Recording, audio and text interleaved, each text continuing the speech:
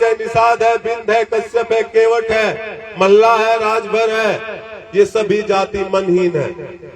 मनहीन का मतलब जिसका मन मान चुका हो कि अब हमारे जीवन में कोई परिवर्तन नहीं हो सकता, अब हमारा जीवन कैसे ही जिया जाएगा, हमें तो भगवान ने गरीब पैदा कर दिया है, हमें तो केवल मजदूरी करनी है, केवल मजदूरी करके अपने बच्चों को पालना है। आपका मन ये मान चुका, आप पूरी तरीके से मन से कमजोर हो चुके, तो ये सारी जातियां मन से कमजोर है कि नहीं है?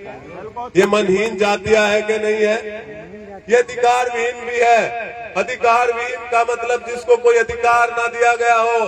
संविधान में हिस्सा लिखा गया था, संविधान में हिस्सा था आपका, आरक्षण का अधिकार था, आपके बच्चों की पढ़ाई का अधिकार था, आपकी नौकरी का अधिकार था, आपका जल जंगल का अधिकार था, वो सब आपसे छीना गया कि नहीं छीना गया? जल जंगल जमीन किसका था?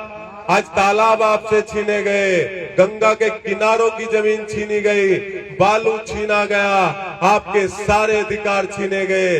तो ये सारी जाति अधिकारहीन जातियां है कि नहीं है? बताओ है कि नहीं है?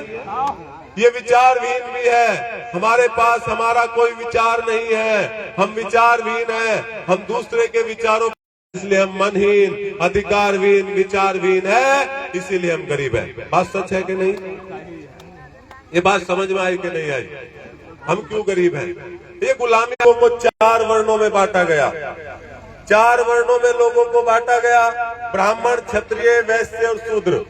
बड़े ध्यान से सुनने वाली बात है।